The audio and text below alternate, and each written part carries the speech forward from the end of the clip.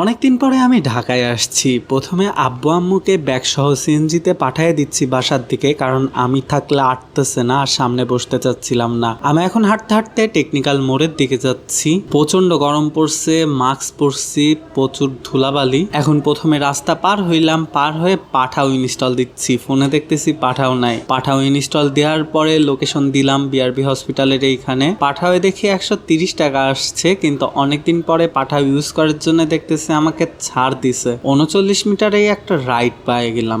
রাইডটা যত সম্ভব রাস্তার ওই পাশে জ্যামে দাঁড়ায়। আমি অনেকক্ষণ দাঁড়ায় ছিলাম। এই যে ভাই চলে আসছে, বাইকে উঠে পড়ছি, আমরা আগাচ্ছি। শুক্রবারের দিন, এর জন্য যত সম্ভব জ্যামটা অনেক কম, ভাল লাগতেছে এর জন্য। এই যে গণভবনে একদম সবখানে ভাঙা দেখতেছি। তাড়াতাড়ি চলে আসলাম। এই যে আমার বিল 80 টাকা 8 পয়সা আসছে। ভাইটা অনেক ভালো ছিল, অনেক গল্প করতে করতে আসছে, এর জন্য তাকে 5 স্টার একটা রেটিং দিলাম। এই দিন রেস্ট নিয়ে পরের দিনই দেখতেছি রাসেল ভাই আমাকে ফোন দিছে, সে আসছে বসুন্ধরাতে, সে নাকি ফোন কিনবে, সেই সাথে আমরা একটু ভাইরা আড্ডা দিব। অর্ণব ভাই আসছে সাথে। আমি এখন পান্থপথে, প্রথমে অল্প একটু হেঁটে দেখলাম যে প্রচন্ড পরিমাণে জ্যাম, এর জন্য হাঁটতে মন কইল না। সেই রিক্সায় উঠছি, সাথে সাথে জ্যাম ছাড়ার পরে আবার জ্যাম ধরছে, আবার রিক্সা আগানো শুরু করছে। এখন বাজে হচ্ছে 6:37।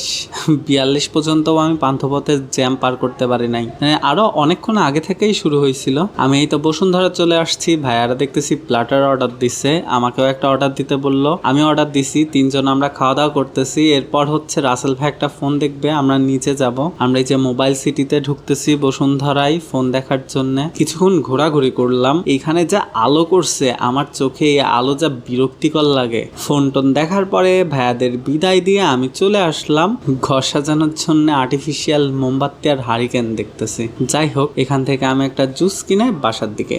টাটা, আল্লাহ হাফেজ, দেখা হবে পরের কোনো ভিডিওতে শীঘ্রই।